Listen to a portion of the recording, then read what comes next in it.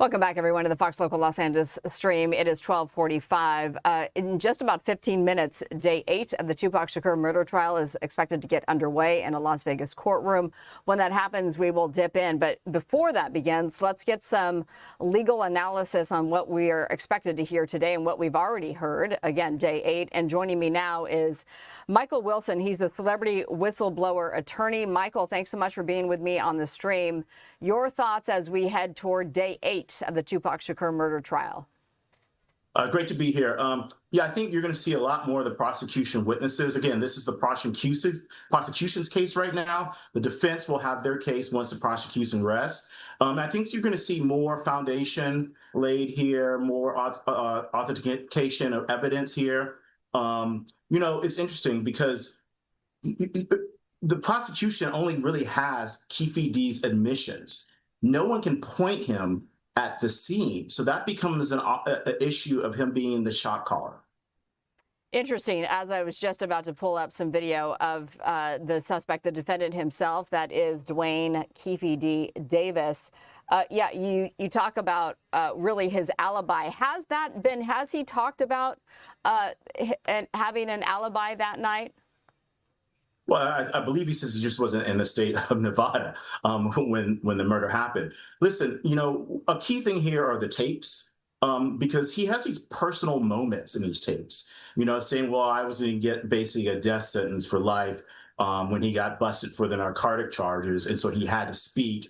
And, he had a whole lot of people coming after him, all these indictments. So I think it was a personal thing right there for him, a personal moment, and it shows the truth right there. It shows that he was telling the truth. There was really the admissions. It wasn't him back then trying to get off the drug charge. You have his memoir. He's saying, that was fake.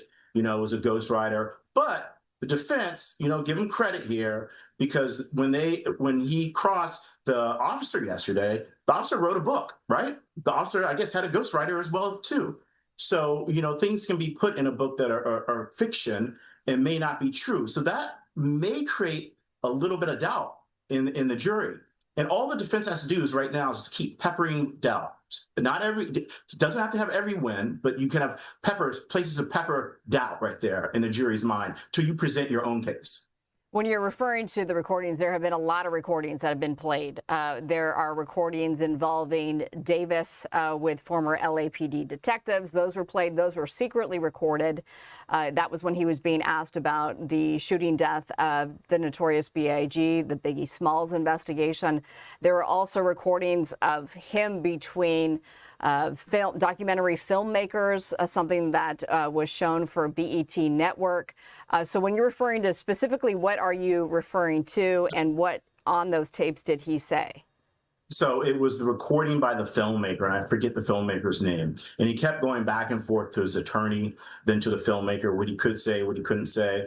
If I was his attorney at the time, I would not have let him gone through with that interview.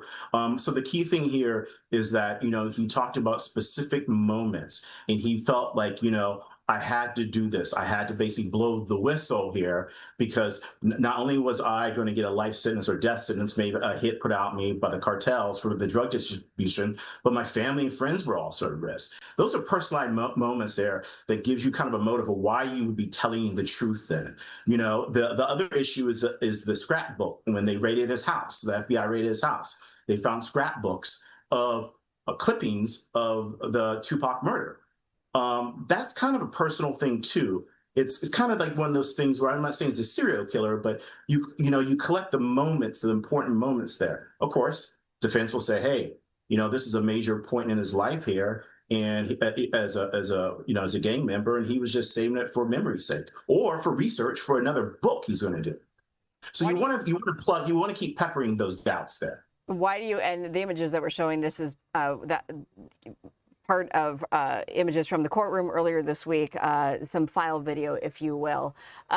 Why is this case fascinating to folks like yourself, and just also the general public?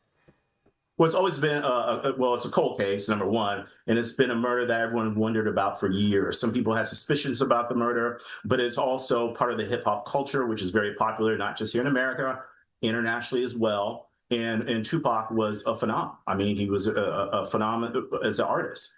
Unfortunately, he got mixed up with the gangs, and he wasn't a gang member, and so that was his downfall. So I think it's the solving of the puzzle. Then you have Biggie Smalls. You also have the reason why there's issues. You have P. Diddy and Suge Knight, the two people who basically ruled hip hop back then, are incarcerated right now. And let's see if they get called to the stand. I do want to bring one thing here because we are in LA.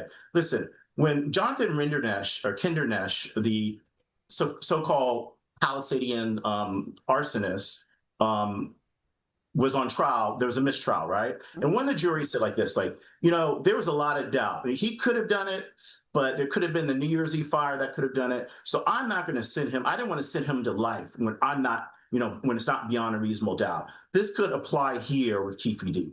If the jury, it has to be beyond a reasonable doubt. And, the defense is going to keep peppering these little areas of doubt here, these little seeds, and we'll see. I mean, it's a tough call so far.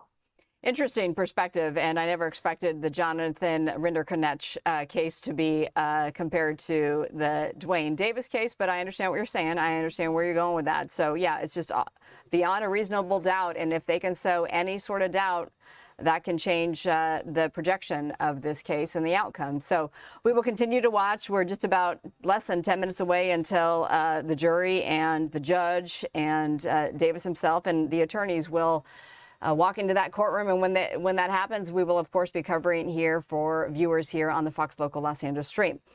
Anything else, Mychal, you'd like to add? Yeah, I think the defense is going to, they're kind of caught they have an uphill battle, but I think they can pull out here, keep creating that doubt right there. The prosecution, I think the one thing here everyone wants to see is a Suge Knight or P. Diddy come to testify. That's what everyone wants to see, because then the truth can come out. Who can point Keefe D as a shot caller who was at the scene during that fatal night? Yeah, and that's, to be clear, that's exactly what he is on trial for. Not the fact that he pulled the trigger, but he is being charged with orchestrating the shooting death of Keefe D. Dwayne Davis. All right, very good. Mychal Wilson, celebrity whistleblower attorney, thanks so much for being with me here on the stream.